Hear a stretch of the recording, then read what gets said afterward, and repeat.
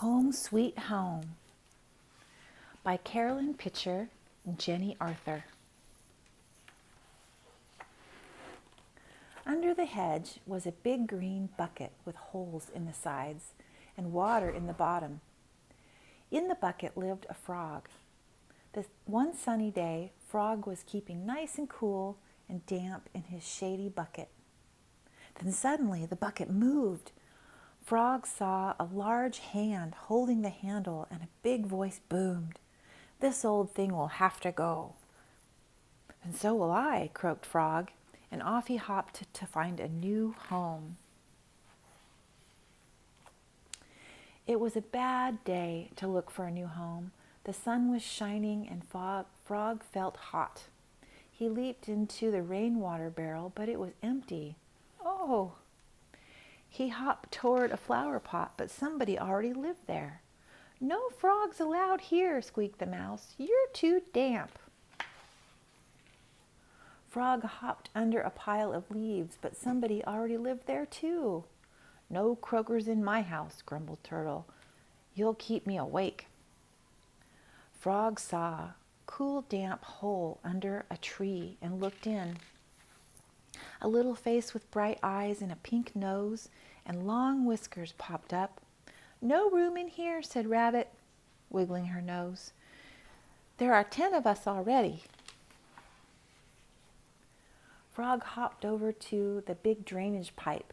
Someone with 8 long legs, climbed down to look at him. "You can't come in here," said Spider.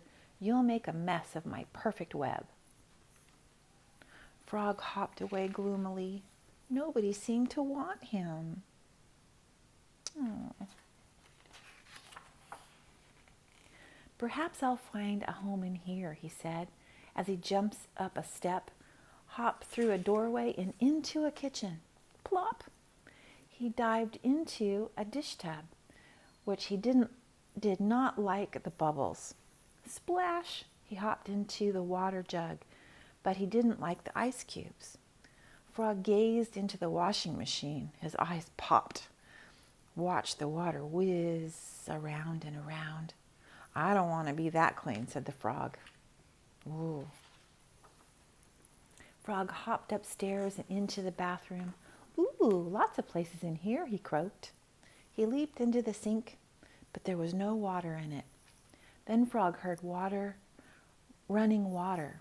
He looked around and saw water pouring into an enormous bathtub.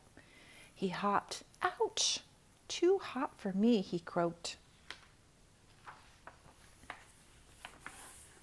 Frog hopped downstairs, and out of the house. The sun was even hotter. Poor Frog's skin felt dry. He scrambled down the hot path toward the shed. He'd never been so far before. "Ooh, a cool new home," he cried. He hopped into the shed for some shade, and there in the corner was a beautiful bucket with some water in the bottom. "It's just like my old one. Home sweet home," croaked Frog, as he jumped in with relief.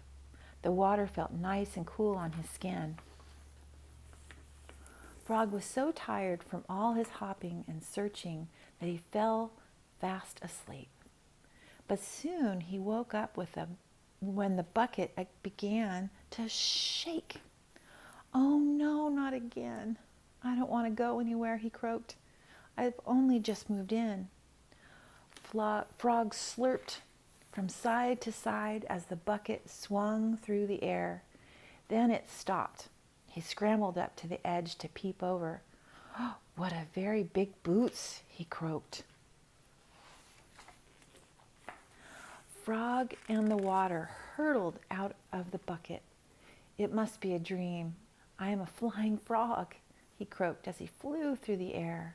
Down, down, down. Splash, glurp, ribbit, into some lovely cool water. Frog swam to a large lily pad, pulled himself up and sat there, gazing around in wonder. "I can't believe my luck," he said. "This is the most beautiful home I've ever seen."